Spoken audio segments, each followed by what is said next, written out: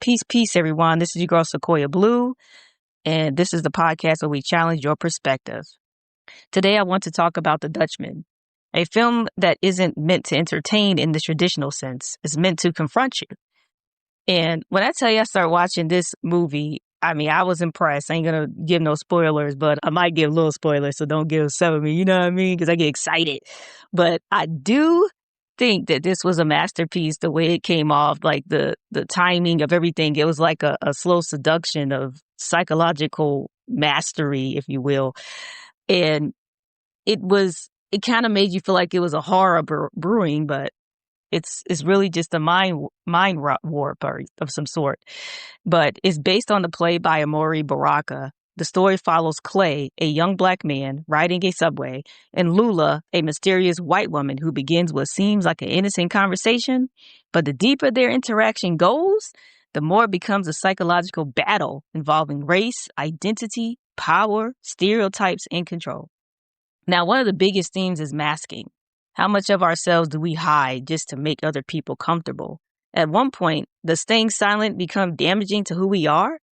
Now, one thing I can say about this movie is it makes you think about who you are. Like, are you really who you are when you go out in these streets? And a lot of times you can't be who you really are. If you're trying to make it into the world, you can be yourself, but in certain situations you have to kind of bow down, if you will, or just try to blend in so you can get paid or do what you have to do.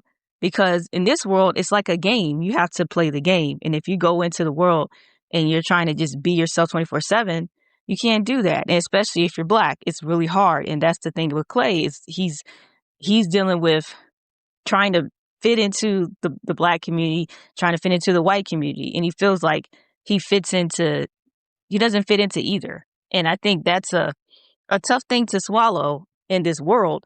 And this woman, Lula, on the train challenges him and is like, oh, you're being Uncle Tom. She calls him Uncle Tom, all type stuff, because she thinks that he's not standing up into his true blackness. But how can you do that if you have to survive in the world? Now, he's not someone that's completely Uncle Tom and out here like doing a bunch of crazy stuff, but he blends in a silent way. If you think about it, he blends in a silent way. When you see the movie, you'll notice there's not really a lot showing his work life like that, like in the office or anything like that. But you can tell based off of what he feels and how the movie goes is that he blends in a silent way.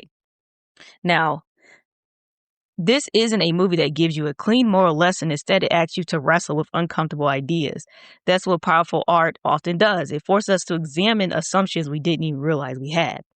Now, whether you agree with the film message or not, it's difficult to walk away without thinking about race, social expectations, fear, performance, and hidden tensions that exist beneath everyday interactions.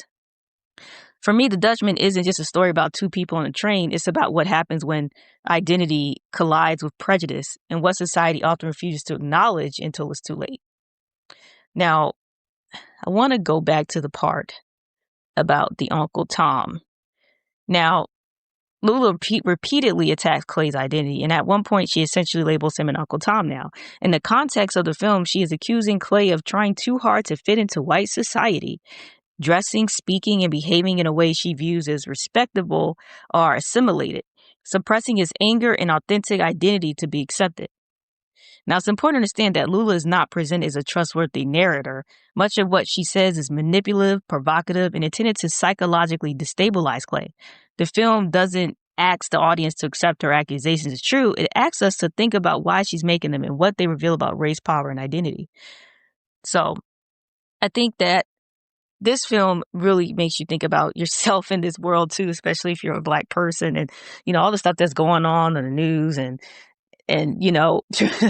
especially with the recent issue with the young man that, what's his name, Nolan Wells, that got caught up in a situation with his friends that were all white, and he ended up, losing his life. And it's a situation where you start to think about things like, okay, all he was trying to do was just be himself and have a good time with his friends and stuff. But at certain times, like, you have to keep your head on the swivel, and that's just the bottom line. And the crazy thing is that in the film, before Clay gets involved with the white lady from the train, Lula, he gets signs from people not to go and mess with this woman.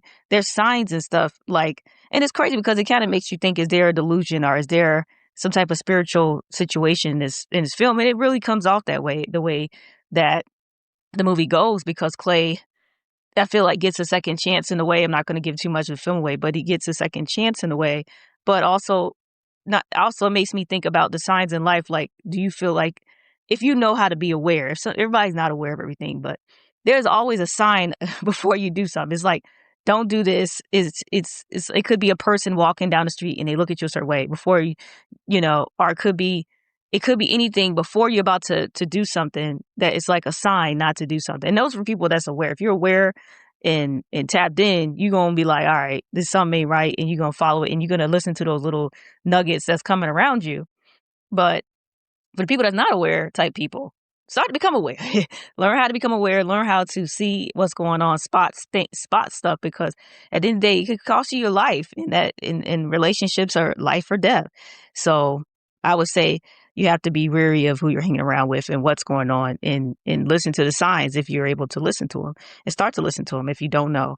And that's one of the things that have saved me in my life. So, but this book is really good. I would like to see the play, actually, because all the plays are in New York, it seems. So they don't really have them coming out here where I live. So, but it's definitely interesting. I would like to see the play. And then the movie was really good. It's on Paramount Plus. So if you want to check it out. And then, hey, leave me a review. If you disagree with what I'm saying or my interpretation, let me know what you thought. Let me know what you interpreted. Maybe I interpreted differently from what you interpreted it. So let me know, leave some comments so we can talk, have some dialogue.